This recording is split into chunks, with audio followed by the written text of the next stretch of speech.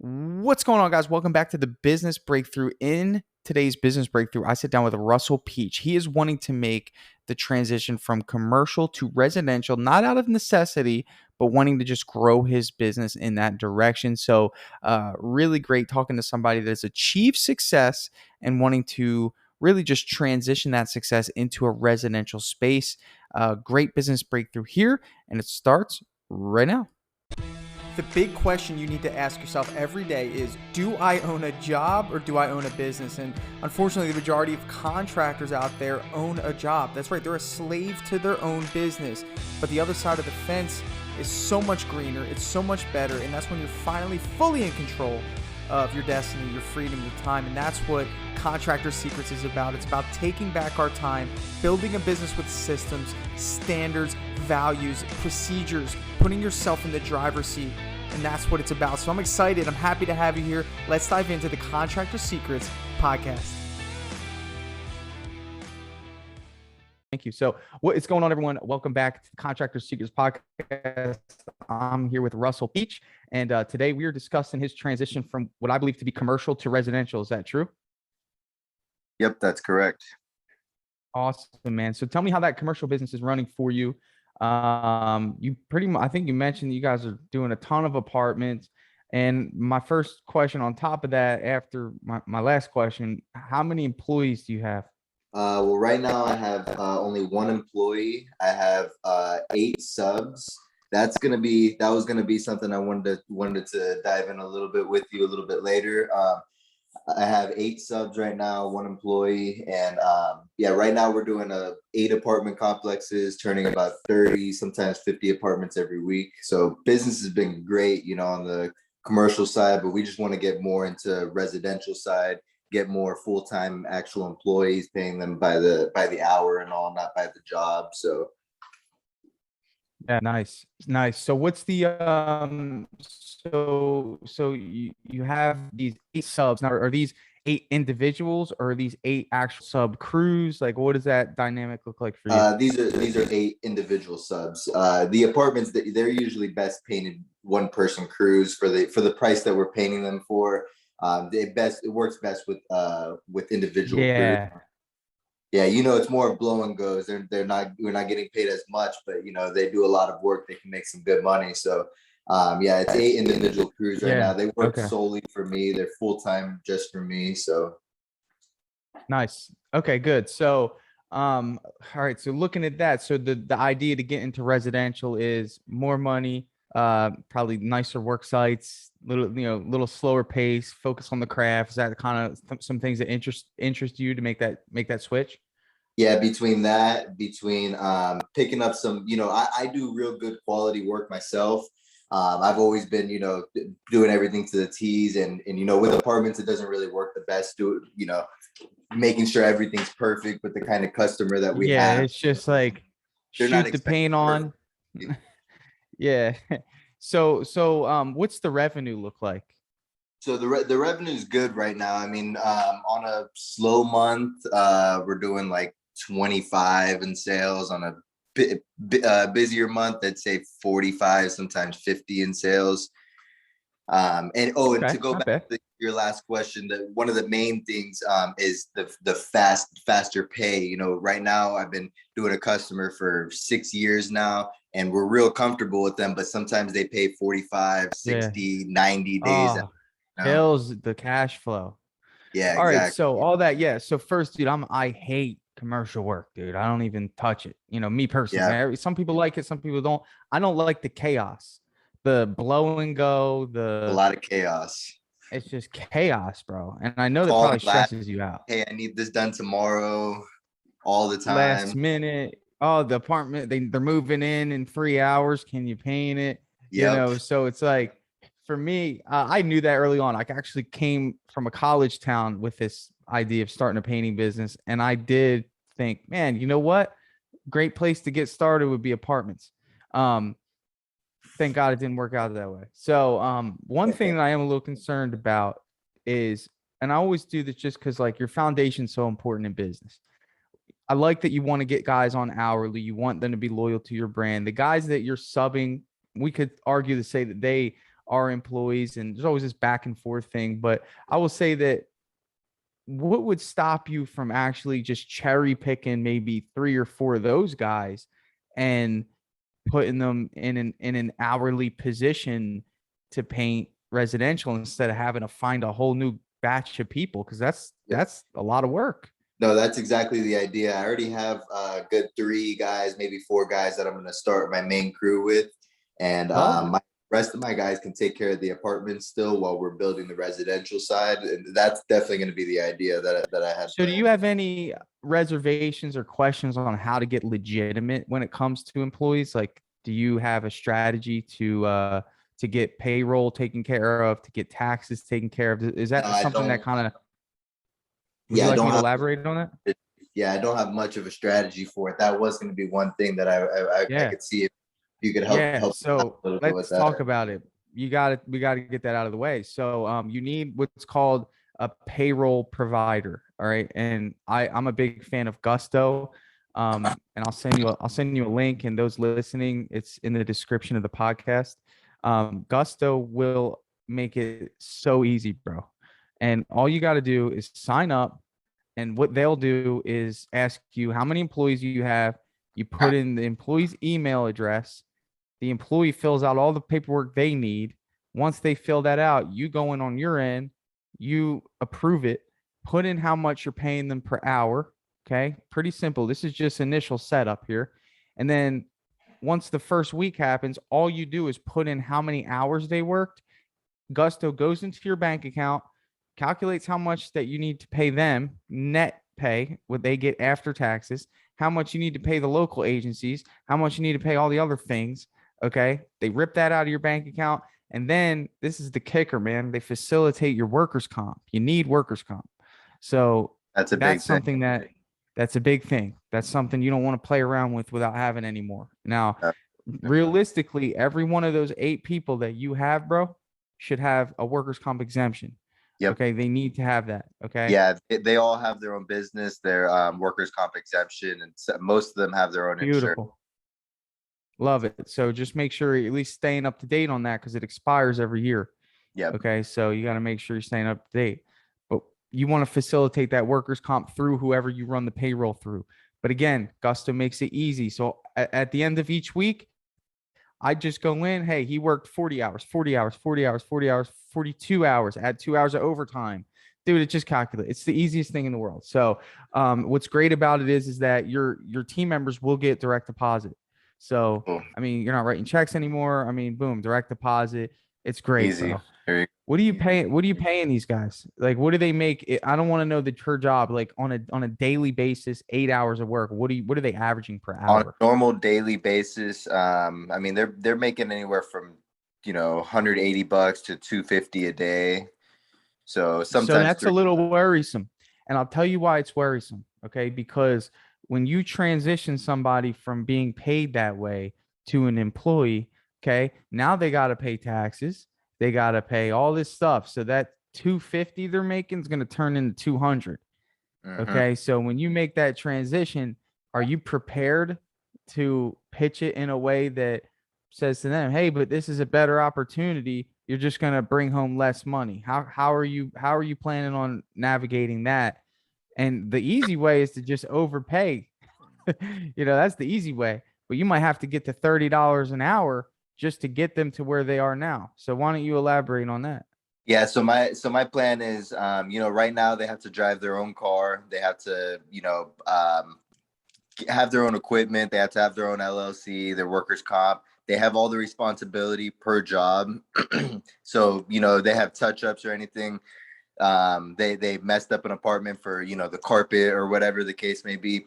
Now they have to stop the next day, make no money, go back to fix up their old job that they already got paid for. So the next day they're messing up the next day's pay because they're not able to finish 2 apartments the next day. They're only able to finish 1 apartment, so they're making $100 the next day. So the responsibility factor, they're going to be losing all the responsibility factor. They're just going day by day. They're getting paid their rate with no responsibility. They don't have to bring their own equipment. They don't have to have their own LLC. And Also, I know a few of my main guys, they're tired of these apartments anyways too. So they kind of want to get out of the apartments anyways, even if it means making a little bit less money. I definitely think that they're going to be happier working with the crew. You know, us buying lunch every day, us, you know, the incentives and everything. I definitely think that a handful of them, they're going to be okay with it. And a few of them aren't going to be okay with it. And that's fine. They can stay doing the apartments for as long as we're keeping the apartments going for. But you know, someday that road's gonna end too. The apartment road's gonna end, and that's what I tell them. Also, you know, we could lose our customer any day, and you know, we're out of a we're out of a apartment complex basically. If you don't Right. have there, then you know you want to keep a consistent job. Then we'll keep, you know, you can jump on the residential cruise and Residential. keep Got keep it. keep a Yeah. consistent. I mean, you know. No, that's good. That's good. That's good. So are you the only upper management in your No, company? I'm the owner. I don't really necessarily do too much painting anymore. I mostly do we also do bathtub refinishing and countertop refinishing. I'm doing a lot of that, but I have what my right hand man, he's the foreman. He's checking all the jobs, he's keeping all the guys going, Who's doing doing the estimates?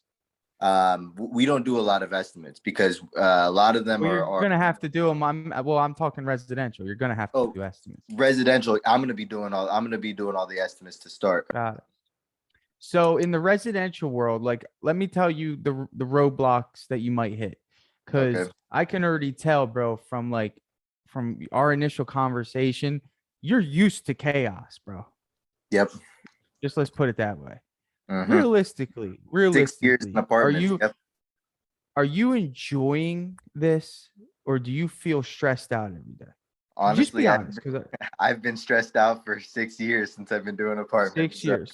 All right, bro. Listen here, dude. Honestly, my, Because my like, foreman takes off a lot of the weight, but definitely I but am stressed still, out. you're the guy at the top. You got to tell your foreman what to do every day, and you got to Yep. tell these guys.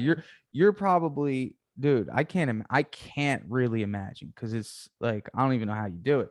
But don't bring that chaos in the residential, bro. Please, because I can already tell you're heading to chaos. And you probably, what do you mean? We hardly talked. We messaged, me and you. And I read what you said, and I'll actually read it because I want you to see it. You're gonna bring chaos there, bro. And my goal for you would be for you to get on top of the business and like take a breath and be like, okay, this thing's running smooth, kind of like Yep. how I run it in my business. I know, hey man, this crew's got this job for this week. This crew's got this job for this week. This crew's got just this job for this week. I can chill, man, and I can sit here and coach people for free, you know, and it's nice. But let me tell Yeah. you what I read that worries me. That worries me a little bit. Okay, let me go here. So, one thing that you said to me. Okay, let me see. Actually, I think it was in the comments. I don't have it verbatim. This is what you said to me right here. I got it. Said we offer 5 different painting services that I'd like to include.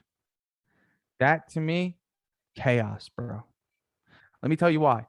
Okay. You can do interior, you can do exterior, you can do cabinet refinishing, right? You could do, I think you said bathtub refinishing.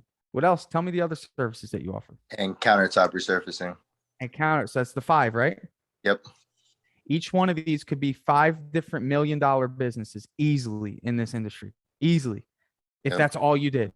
If that's all you did. That's $5 million businesses. You could be the number one countertop refinishing company in your area, which has hardly any competition, and narrow that down to niche it down to get the system down, to have trucks, 3 crews running it, doing 2 to 3 a day. $1 million business. Exterior, that's easy. $1 million business. If you get enough production and you get enough marketing, $1 million business within a year. Interior, you get enough production, you get enough marketing, $1 million business within a year. Cabinet refinishing, that won't take long, hardly any competition. And then bathtub refinishing, I don't know how much demand's there for it. Probably could get there to a million in less than 2 years, maybe, if you niche down on them. So my thing is, I see somebody that not only has the idea that they want to do 5, you still are running apartments on the side. You're not getting rid of that. That's your thing right now, bro. You're gonna drive yourself nuts, dude. My suggestion, and this is why I came here, just for an opinion. Totally Yep. up to you to take it or not, bro. But I want you to succeed. And this is an issue that a lot of people deal with, including myself. So I can come to you as somebody, I experienced it. I tried a bunch of different stuff. I just kept hitting roadblocks till I scaled back and only did one thing, bro. Kept the system simple, kept the pricing simple, kept the process simple. And dude, I got to the goal so fast and it was simple. My thing is, bro, just pick one, two at the most. Two at the most. Interior and exterior painting. That's it. Say no to cabinets. I know it's going to be hard. Say no to countertop refinishing. Say no to all these things. Because if you're actually doing work on the side, you're not able to run your business because you're going to have to be doing estimates every day. This is different. You can't just swing off on the side because you know you got apartments being taken care of and start hitting refinishing jobs. It's taking up your whole day. You know? So tell me your thoughts on that. Yeah, I mean, I can see that definitely. I kind of, I mean, if I was looking at just doing exterior, just interior, I don't know. I mean, I like the idea, but I just feel like I am running into a lot of competition. I'm always, I got these guys that are underbidding me left and right. On the jobs that I am bidding. Now, mind you, I'm not, advertising myself like crazy, so I'm not doing a lot of bids, but on the ones Can that you I walk me do, through? Would you mind walking me through your sales process and how many estimates have you done so far? residential, I mean, probably in the last 6 months, I mean, I've probably only done like 5 to 7 Okay. residential bids. So I mean, when it comes to residential, like let me just break this down. I'm gonna just treat it like you've never done it. Okay. And maybe you have. I don't know. I just want to treat it like you've never done it. okay. First of all, apartments, what do they care most about? Speed and price. Hmm. Okay. Don't think that residential cares about that same thing. I know you don't. I know you don't. But I'm just saying when it Yeah. comes to sales, they really do care about quality and efficiency. Okay. That requires you to explain during that sales process why you don't offer speed and price, why you do offer quality and efficiency. You've got to sit there and explain and go into detail. I know that you want to do a bid packet. I know that you want to create because you understand this concept. Can you walk me through what that sales process looks like for you when you go to bid like an exterior? Yeah. So, I mean, first I walk the exterior. I take measurements, but I don't really use the measurements per se because I Yeah, mostly doesn't already have the pricing basically in my head a lot of times based off square perfect. foot, based off, I know how much production my guys can bang out, how many days it's gonna take. So I walk around, get a quick measurement, talk with the customer, see exactly what they're looking for, how many colors they're going with, what kind of finish they're looking to go with, if they're looking for top of the line emerald, or if they're looking for something lesser like a super paint. And basically ask them what exactly their expectations are, what they want painted, tell them a little bit about our company, all that we do, all that we can offer. Try to sell on other stuff too, if they have cabinets that they want painted too, interior painted, and then basically work up a price. And I don't work up a price on the spot right there. I'm either taking notes, or however the case is, go back home, write up an estimate, shoot it over to them, follow up with them the next day, give them a call. And I feel like that's kind of something that's been pushing me away. I kind of think that I need to close the deal while I'm there. That's kind of what I've been trying to get to now. 100%. Everything you just told me is normal. There's nothing wrong with it, but it's not going to get you to get people to pay more, and it's not going to get you to get people to want to side with you. First of all, no one likes getting a bunch of estimates. The majority of our um, industry is loaded with people who do not have the best interests of the customer in mind. But what you're doing when I hear your process is you're focused so heavily on the house, like and I use that analogy lightly, but everything you said, you're thinking, well, what paint do you want to use? Do you know 90% of the customers you run into have absolutely zero clue what the lines of paint for Sherwin-Williams are? That's Zero true. clue. They do not know and they do not care. It's just up, they trust you to pick a good product. So by you asking that, deviating away from the goal, right? When it comes to the house, asking them what they want done, Obviously, you know what they want done. Don't waste your time on that conversation. What you should be focusing on the entire time is the specific needs and wants and desires of the individual. And really, what that comes down to is not so much the project. You know what you're there to do. Okay, so let me give you an example. And I'm just going to give a light example here. I don't want to go into too much detail because a couple other things I want to talk about. Let's say you get somebody that wants, let's say you niche down on cabinet refinishing, right? You know you're there to paint the cabinets. You know you're there to uh, create a good experience, use a good product. But what you want to do is ask why you're there. You know, ask why. So pretty much my question when I go into any residential paint job is, what's the story? It's a very general question, but you wouldn't believe how many different answers you're going to get. What is the story? What brought this about? Why do you want to get your cabinets painted? You know, they're going to give you some story that inspired them. They're going to say, oh, well, I was watching HGTV and I just, I really wanted to see what it would look like with white cabinets. And you say, oh, okay, great. Do you know all that's involved in a cabinet process? And then from there, you would start explaining why you are the right choice rather than anyone else they got an estimate from. And it is your responsibility to create a superior service. And I know you do. I could just tell you really care about that. But when you paint cabinets, you've got to prepare them mentally for what's to come. And by doing that, not by bashing the competition, just by setting such a high expectation, anyone else that came before you or could potentially come after you is going to be held to your standards. So let me just give you a little example. So I'd say, well, hey, I just want you to know that first, you and I both know refinishing is going to be way more cost efficient than replacing. Do you agree? Oh, yeah, absolutely. We did the numbers. Yeah, perfect. But let me explain to you what refinishing really entails because it is pretty labor intensive. Typically my customers think we could just come in with some brushes and rollers and paint them. But what we're really going to do is we're really going to dive into the entire process. And we want that thing to be sprayed and we want a factory finish on these cabinets as if you did replace them. That's the goal. We want it to be as close as possible with you saving a bunch of money. How's that sound? Oh, great. Okay. Well, can I explain my process to you? And then from there, you'd say, okay, first thing we're going to do is we're going to mask off this whole area here for 3 days. Okay. So, what we do as a company is we actually will give you a gift card just to go out to eat one day as a gift to you because I know it's going to be uncomfortable on that first day. Okay. Again, I just came up with that off the top of my head. I don't even sell cabinets, but I'm just saying, like, boom. Oh, that's so nice of you guys. Yeah, because we know you're not going to be able to cook that day.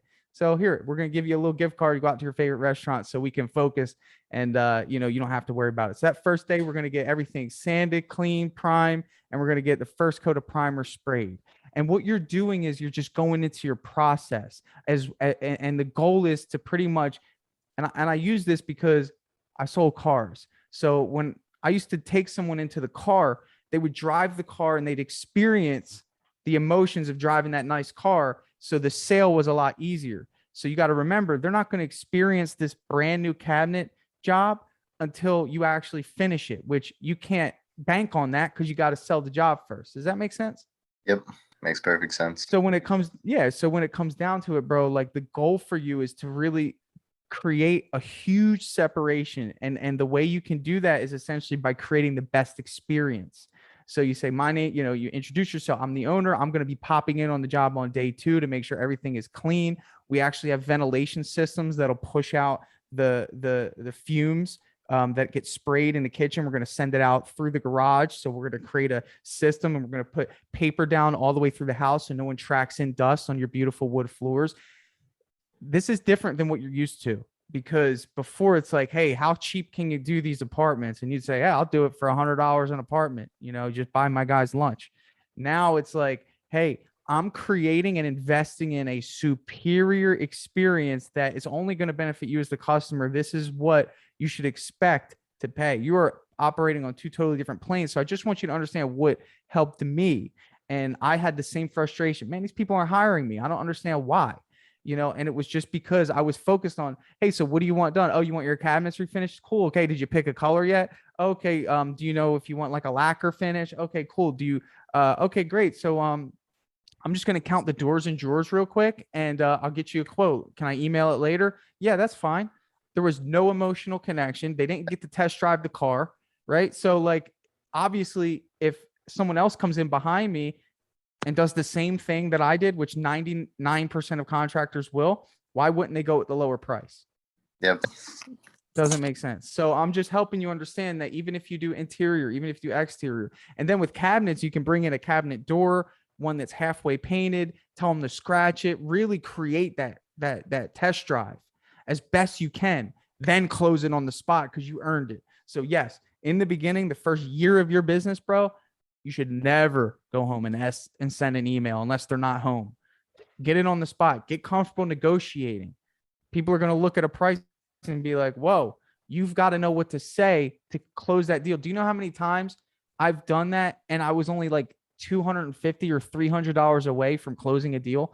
And because I hung in there and I said, well, listen, I don't normally do this, but I want you to feel like you're getting great value and a great deal. I know that everyone's got a budget.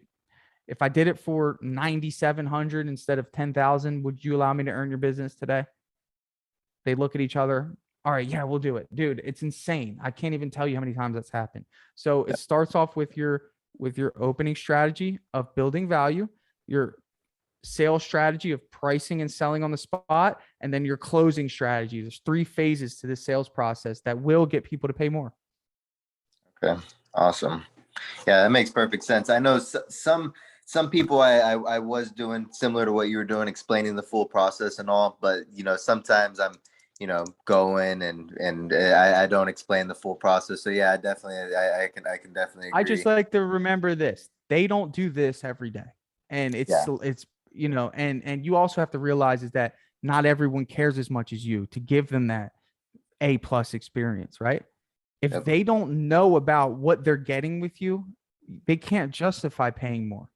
Like I wouldn't. If you came in and explained to me that my kitchen's going to be off limits for 3 days, and you're going to explain to me all the prep work that's going to be done, you're going to explain to me how the cabinet should feel when they're done by bringing me over a sample, and you give me a gift card to take my family out to eat on the first day, just because it's going to be a headache trying to navigate in this kitchen. I got young children, man. So we can't even enter the kitchen, bro. You win. I will justify you paying more. Okay. Versus the other guy says, oh, I think it'll be about a week. Yeah, we'll just sand them down. And I say, hey, what about the fumes that are going to go out of the, don't we have to I didn't even know that until you came, right? What about the fumes?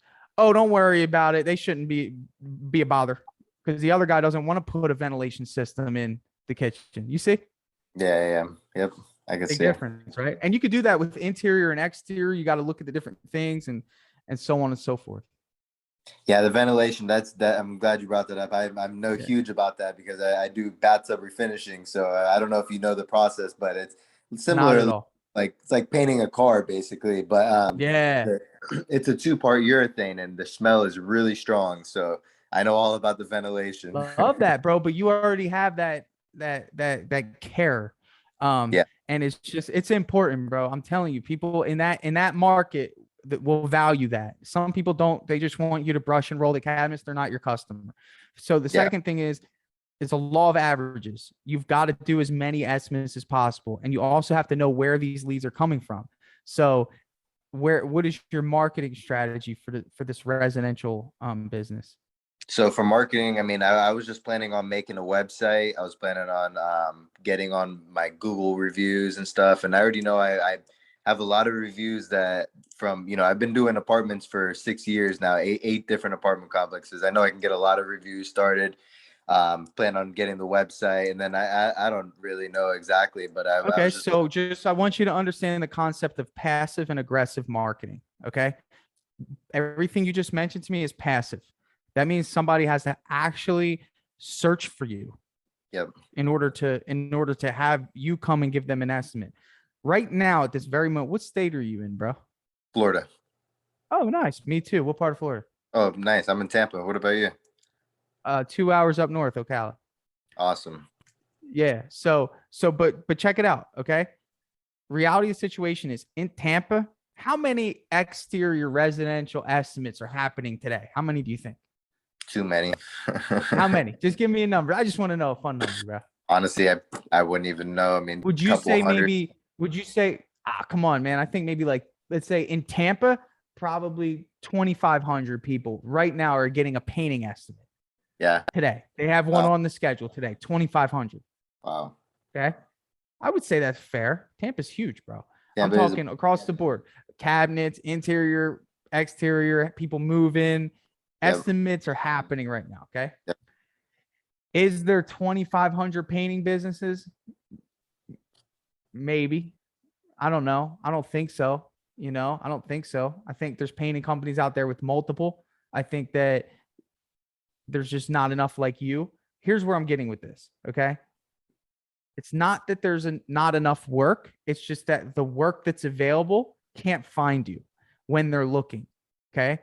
Yep. If your company was everywhere, bro, I'm talking Google ads, Facebook ads, Home Advisor, Thumbtack, yard signs everywhere. You had 10 trucks running around. You would get a lion's share of that 2,500. Yep. A lion's share. Okay. Because, they must be good painting comp. I can see them everywhere. Okay. They must be good. They must be good. They must be good. Right now, no one knows who you are because you're not on the path that they're traveling in an aggressive way. You have got to get comfortable with paying money for leads. Like that's the key to spark up. Okay. That's the key. Like in order to like you've got to, I would say to keep a crew of 4 busy, you should generate maybe between 300 and 400,000 if you maximize for an entire year. Okay. In order to do that, you need probably 2 jobs a week for that crew. Okay. So that's a total of 8 to 9 jobs in a month. If your closing ratio is 50%, which is pretty high, that means you're not pricing the jobs high enough. You would have to get 18 to 20 leads, right? So if you had 20 opportunities and you close half of them, that would give you 8 to 9 jobs, maybe 10, and you would be able to generate. The goal would be average job size being, 3,500. You get it. We're going to get to 350 to 400,000. Okay. Reality is you're not going to hit a 50% closing rate at your price range. There's just no way, knowing what you want to pay your guys, your standard, you're really wanting to capitalize here. So you're going to need more. So let's say it's a 25% closing rate. So you need 9 jobs, multiply that 4. Okay. Multiply by 4. Okay. And then that brings us to 36 opportunities. So if you have a 25% closing ratio, okay, and you have to close 8 to 9 jobs, you need 36 opportunities. That means, and when you break down the numbers, it's like, damn, that means you need to do 9 estimates a week. About 36 opportunities to maximize your company for the month, right? So like there's no way, like when I break it down like this, pretty crazy, right? A little bit, but I think that's doable though. Yeah, it's doable, but it's not doable with a passive strategy. So, my thing is you need to get comfortable with a paid strategy. So, are you interested in Facebook ads? Are you interested in Home Advisor? Because right now, I think those 2 and Google ads, of course, like those 3 are where you would want to spend your money. And it's really about coming up with a marketing budget. So, do you have an idea of how much you'd be willing to spend per month? Honestly, I don't have much of an idea of the exact budget, but I don't mind, investing what I have to do. If a Yeah. guy telling me you think it works, I know that you're doing a lot of stuff like this, coaching a lot of people in my position. So if you're leaning me towards Home Advisor, Facebook ads, I Google would ads, say I would say it's like I right? would say this. This is my thing. I would say you should diversify, just like you would if somebody told you to invest in stocks, bro. I would definitely tell you need to diversify it because you never know where that traffic's going to come from. Does that make sense? Yeah, exactly. Yep. Like you never know. I would say that you also have to understand the intention of the lead. Like if somebody goes on Home Advisor, do yourself a favor, bro. Go to Home Advisor. It's now Angie. Fill it out as if you're a homeowner, okay? And you'll get all sorts of weird responses about contractors that did not use Home Advisor. I mean, that hate Home Advisor, bro. Don't listen to them. I've used it. I spent over 100 grand with them at this point. And they're just a lead generator. That's your job's to close it. Yeah, exactly. You know, like it's they just give you leads, but you got to realize, I would say, go through the process of a homeowner, see how stringent it is, and then think, man, if somebody goes through this entire process, they're probably pretty highly motivated to get an estimate. So when you use home advisor leads, they're going to be more expensive, but the motivation is the highest, in my personal opinion. Okay. Then the next level of motivation is Google ads. People are obviously searching for a painter. Boom, your Google ad pops up, puts you to the top of the list. Okay. So their motivation falls slightly below the home advisor motivation.